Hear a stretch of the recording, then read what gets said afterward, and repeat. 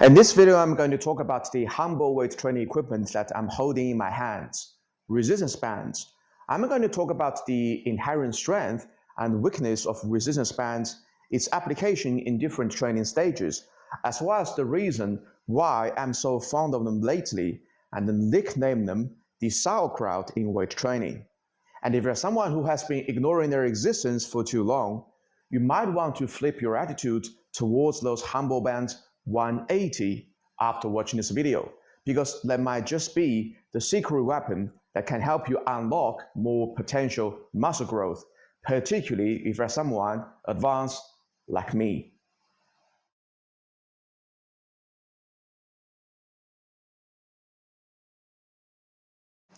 Alright guys, welcome to my channel. This is the 5th episode of my very first topic series, free weights versus cables versus machines. For those of you who have not watched this series yet, a proper understanding of different weight training equipment is perhaps some of the most important and fundamental fitness knowledge you should command, in my opinion. So be sure to click on the link and watch the first 4 episodes before proceeding to this one. Now, there's a reason that I did not include resistance bands in the previous discussion, because just like most other people, I was only associating them with corrective or rehabilitative exercises because they look just too flabby for proper weight training purposes. And to some extent, that's a valid point. So now it may be a good time as any to dish out all the inherent weaknesses of resistance bands. Number 1, they're not heavy duty for long-term frequent usage.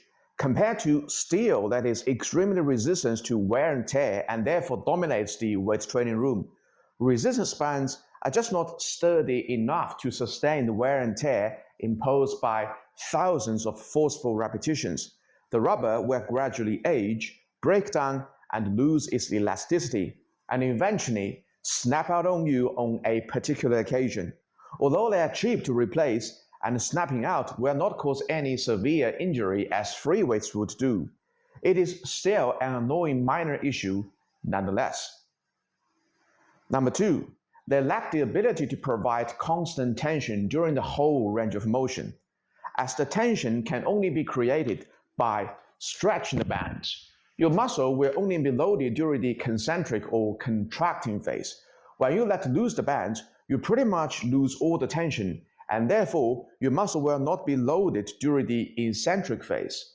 As the tension is absent during the eccentric phase, not only it is almost impossible to practice the idea of control or slow down the eccentric phase, but you also lose arguably the most potent growth factor in your training, namely loaded stretch, and that is just a big downside that cannot be ignored. Number 3, they lack the ability to provide small and precise progression. This point is closely tied to the last point. While free weight plates and cable or even machine weight stacks can all be precisely measured and increased in small increments like 5 pounds or 2 kilos and therefore allow you to easily track your own progression on a specific lift, this is definitely the case for resistance bands. Not only the tension on resistance bands are not constant, because it depends on how far it is being stretched, but also the tension range on the same band can vary significantly. Even on the smallest band, the tension range can exceed over 10 or even 20 kilos.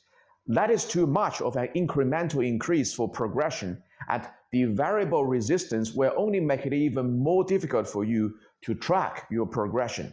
And when the core training principle of progressive overload cannot be easily executed, that is just another big downside that just cannot be ignored.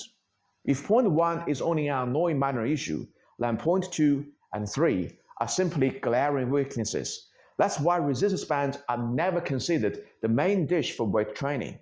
Sure, there's some resistance bands designed for powerlifting and maximum effort training that can offer up to 250 pounds of resistance, which arguably can be used for heavy-duty weight training, but they're generally used in conjunction with free weights and are rarely used just by themselves. Therefore, resistance bands are never the foundation of weight training. However, As I've hinted in the thumbnail of this video, although resistance bands cannot be the main dish in your weight training, as a side dish, they're perfect. And just like meat and potatoes are great as a solid meal by themselves, but leave you just feel stuffed, greasy, and thirsty after. A small bowl of sauerkraut is going to neutralize all the above unpleasant feelings and just make the whole meal much more enjoyable than if you're just eating meat and potato by themselves. And in weight training context, resistance bands are literally the sauerkraut. And indeed, there's so many similarities they share with the world's most famous side dish. Number 1, they're inexpensive. Like sauerkraut that is dirt cheap compared to meat and even potatoes, resistance bands are much cheaper than machines, cable stations, or even dumbbell and barbells. In less than $100, you can buy a whole set of them, even if they will eventually snap out. The cost of replacement is only a small fraction compared to replacing other weight training equipment. Number 2, they're easy to carry around and very versatile. Just like sauerkraut that can be easily stored in a jar and carried around and used in various cooking recipes, resistance bands are also very portable and can be used in many exercises.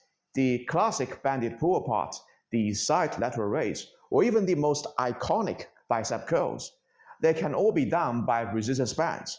Therefore, unlike all the other heavy-duty weight training equipment that can only be placed at a certain location, a set of resistance bands will allow you to train anywhere, anytime.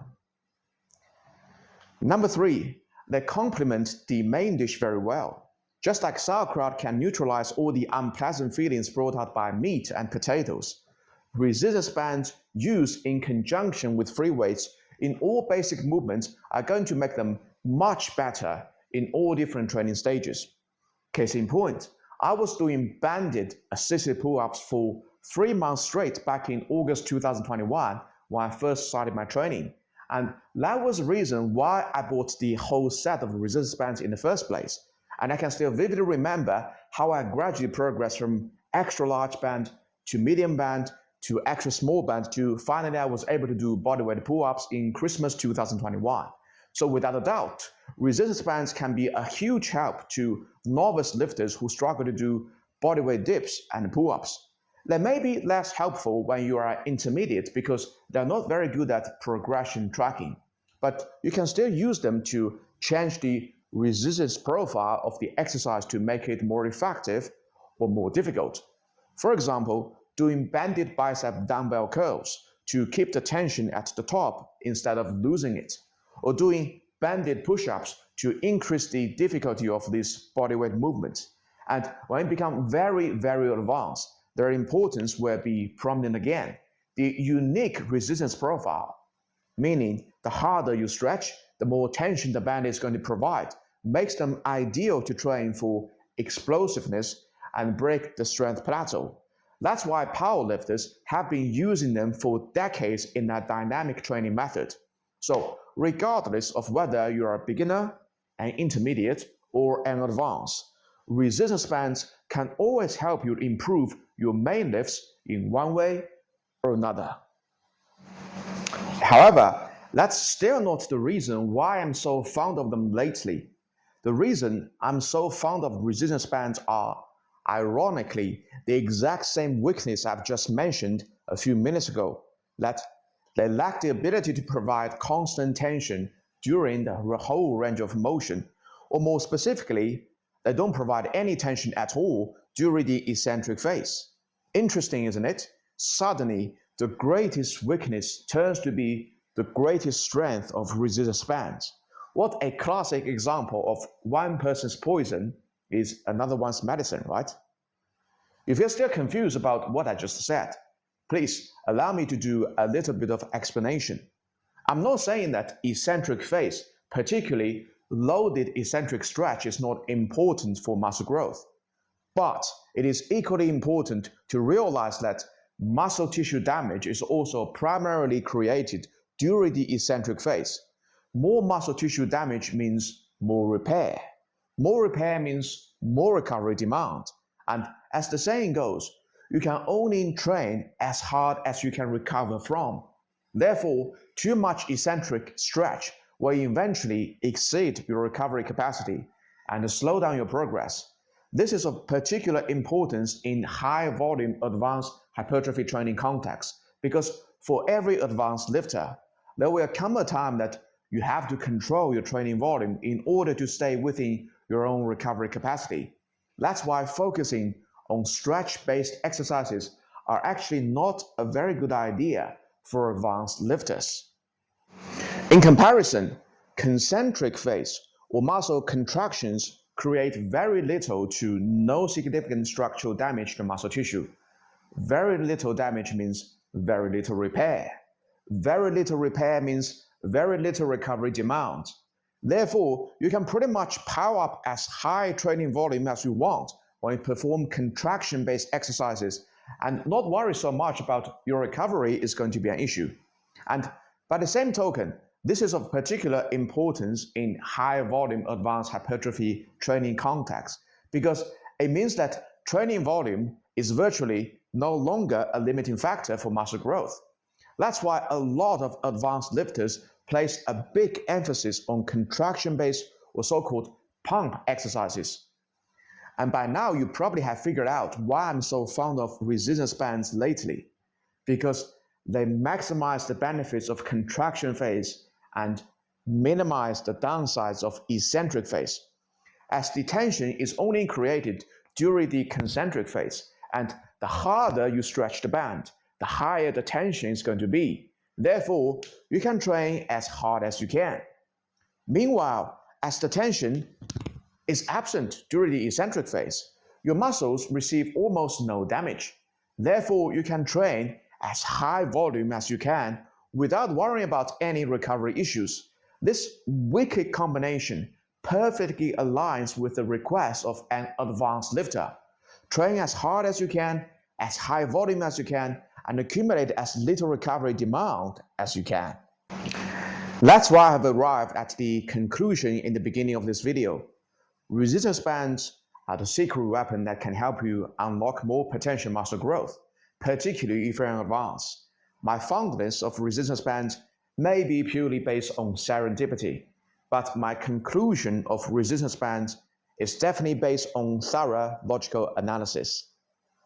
That's it, guys. Resistance bands, the ignored secret weapon, the wicked combination, and the sauerkraut in weight training. If you still think that they're only meant for CC style training, I can honestly tell you that you're making a serious mistake. If you watched this far, please give this video a thumbs up and consider subscribing to my channel. Thank you for your support, and I will see you all in the next video.